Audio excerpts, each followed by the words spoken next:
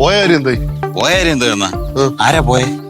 ഞാൻ പോയാരും പറയടാ. എടാ സെറ്റാ കളിയാ, ജംഗ്ഷനിൽ തന്നെ നല്ല സൂപ്പർ കട.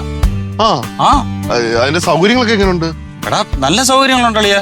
കാര്യം എന്ന് പറഞ്ഞാ പുത്തൻ പുതിയ കടയാണ്. നമ്മളായിരിക്കും ആദ്യമേ വിളക്ക് എത്തിച്ച് അവിടെ കയറാൻ പോകുന്നത്. എടാ നീ മൊബൈൽ ഷോപ്പാണ് തുടങ്ങാൻ പോകുന്ന കാര്യം അവരുടെ അടുത്ത് പറഞ്ഞായിരുന്നോ?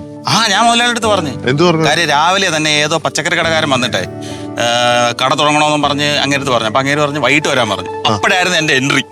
അപ്പം നമ്മൾ പറഞ്ഞു നമ്മുടെ മൊബൈൽ കടയാണല്ലോ.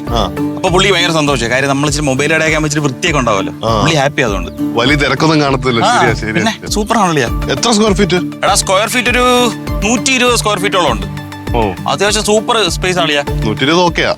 പിന്നെ അളിയാ ഇത് പച്ച പിടിച്ചു കഴിഞ്ഞാ 120 നമ്മള് 200 സ്ക്വയർ ഫീറ്റ്, പിന്നെ 500, പിന്നെ 1000, പിന്നെ ഒരു മാള്.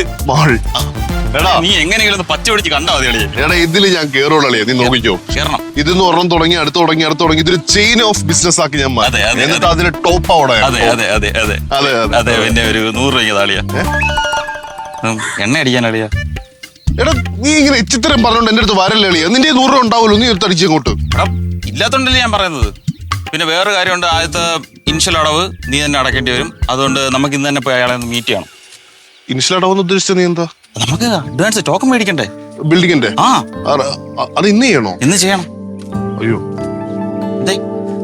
അല്ല നീ ടെൻഷൻ ആവണ്ട. മേഡത്തിന്റെ അടുത്ത് ചോദിച്ചു, അമ്മയടുത്ത് ചോദിച്ചു.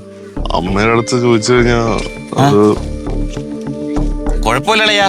നിനക്ക് അത് ബുദ്ധിമുട്ടാണെങ്കിൽ ഒരു കാര്യം ചെയ്യ്, നീ സുരഭി വെച്ചൊന്ന് പ്ലേ ചെയ്തു. എടാ ബിസിനസിന് നല്ല വശം മാത്രം പറഞ്ഞാൽ മതി, അപ്പൊ അമ്മ സമ്മതിക്കും. ഞാനല്ലേ ബിസിനസിന്റെ നല്ല സൈഡുകൾ പറയുന്നുള്ളൂ. ആണല്ലേ?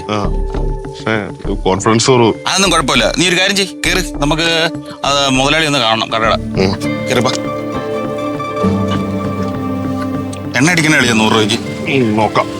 നോക്കാന്നോ?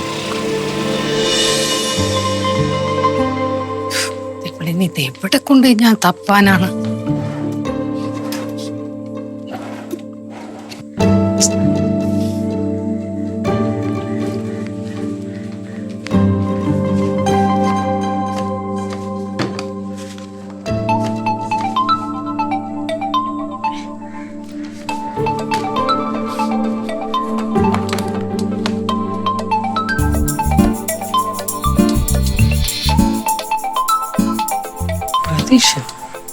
ഇവിടെ എങ്ങും ഇല്ലേ? എങ്കിൽ ഞാന്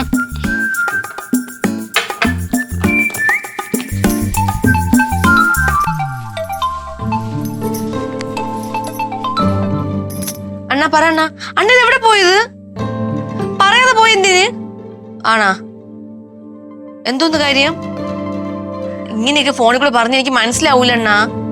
ഇങ്ങനെയുള്ള കാര്യങ്ങളൊക്കെ അണ്ണ നേരിട്ട് വന്ന് സംസാരിക്കാം. വാ, ഞാൻ ആരും പറയൂല.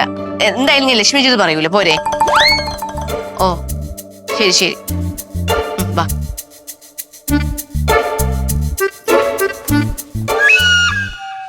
അതെ, അവിടെ എന്തോന്ന്? അതെ, പിങ്കി മോളുടെ ജോമെട്രി ബോക്സ് കാണാനില്ല. അവൾ ഇന്നലെ രാത്രി ഇവിടെ എങ്ങാണ്ട് ഇരുന്നിട്ടാണോ വരയ്ക്കോ കുറിക്കോ എന്തോ ചെയ്തത്? അതിപ്പോ നോക്കിയിട്ട് കാണുന്നില്ല. ഞാൻ ഫോണിൽ സംസാരിച്ചത് ചേച്ചി കേട്ടായിരുന്നാ? കേട്ടു. അപ്പൊ കേട്ടില്ല? ഇല്ല. അതിന് നീ ഇപ്പൊ ഇവിടെ വന്ന് എന്റെ ചേച്ചി എന്ത് ഇവിടെ ചോദിക്കുമ്പോഴാണ് നീ ഇവിടെ അറിയുന്നത് തന്നെ. ഞാന് അതെ, ഒരാളുടെ മുറിയിൽ കയറി വരുമ്പോ ഒന്നെങ്കിൽ ഡോറ് മുട്ടണം, അല്ലെങ്കിൽ വിളിച്ചിട്ട് വരണം. അതാണ് മര്യാദ എന്ന് പറയുന്നത്. ഓ അതാണല്ലേ മര്യാദ. ഇവിടെ ഞാൻ വരാൻ നേരത്ത് ആരെയും കണ്ടില്ല. അതുകൊണ്ട് എനിക്ക് ആരെയും വിളിക്കാനും പറ്റിയില്ല, മുട്ടാനും തോന്നിയില്ല. അതുപോലെ നിന്റെ ഭർത്താവ് ഇവിടെ ഇല്ലല്ലോ. അതുകൊണ്ട് ഭർത്താവ് ഇവിടെ ഉണ്ടെന്നുണ്ടെങ്കിൽ ഞാൻ മുട്ടിയിട്ടും വിളിച്ചിട്ടൊക്കെ വന്നാ പോരെ? ഇവിടെ കാലിയായി കിടക്കുന്ന മുറിയല്ലേ. നിങ്ങക്ക് എന്താണ് വേണ്ടത്? അയ്യോ ഞാൻ പറഞ്ഞില്ലേ, കൊച്ചിന്റെ ജോമെട്രി ബോക്സ് അല്ലേ? അത് ഞാൻ കിട്ടുമ്പോ കൊണ്ട് തന്നോളാം. അയ്യോടി മോളെ, അത് നിനക്കൊരു ബുദ്ധിമുട്ടാണ്. അയ്യോ അതെനിക്ക് ബുദ്ധിമുട്ടാവൂല. ചേച്ചി പ്രതീക്ഷണം പെട്ടെന്ന് വരും. എനിക്ക് പ്രധാനപ്പെട്ട കാര്യങ്ങളൊക്കെ സംസാരിക്കാനുണ്ട്. അതെന്താ അത്ര പ്രധാനപ്പെട്ട കാര്യം? ചേച്ചി പറയേണ്ട ആവശ്യമില്ല. പറ്റുമെങ്കിൽ ഷെയർ ചെയ്യ്. എന്നെ കൊണ്ട് പറ്റാവുന്ന സഹായമൊക്കെ ഞാനും ചെയ്തു തരാം. ചേച്ചി കൊണ്ട് ഒരു സഹായം വേണ്ട. ചേച്ചി ഒന്ന് പോയി തരൂ. അയ്യോ ദേഷ്യപ്പെടാതെടി. ചേച്ചി പോ. പോയേക്കാം.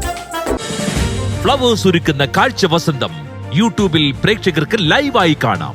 ഫ്ലവേഴ്സ് കോമഡിയിൽ ജോയിൻ ചെയ്യൂ, ആസ്വദിക്കൂ.